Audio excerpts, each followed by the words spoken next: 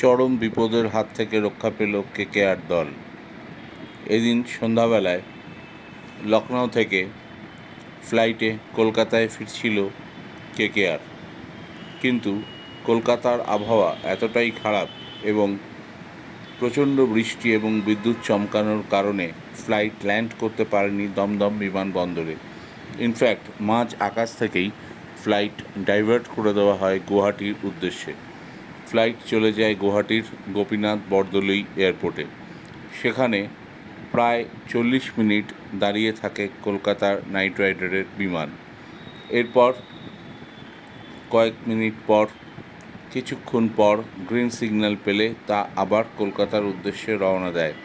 যদিও জানা গেছে বিমানে কোনো রকম যান্ত্রিক গোলযোগ ছিল না, কোনো রকম প্রাণ সংশয়ও ছিল না প্লেয়ারদের, তাদের নিরাপত্তা ছিল একেবারেই আঁটোসাঁটো।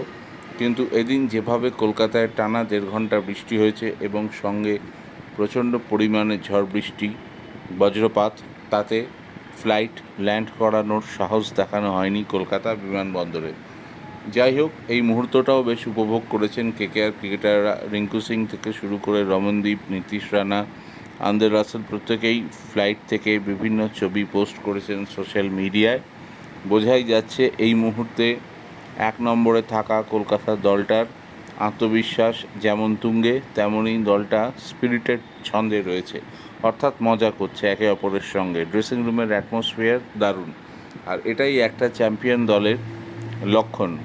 যাই হোক, রাখে হরি মারেকে কলকাতার সমর্থকরা হয়তো খুব হতাশ হতেন যদি সামান্যতম চোট লাগতো এই প্লেয়ারদের, কিন্তু ভাগ্য যখন ভালো তখন প্লেয়ারদের কিছুই হবে না। স্বয়ং শাহরুখ খান ব্যাপারটি লক্ষ্য করেছেন এবং তিনিও এক্স হ্যান্ডেলে কেকেআর ক্রিকেটারদের নিরাপত্তার কথা জানিয়েছেন এবং ওপরওয়ালাকে ধন্যবাদ জানিয়েছেন।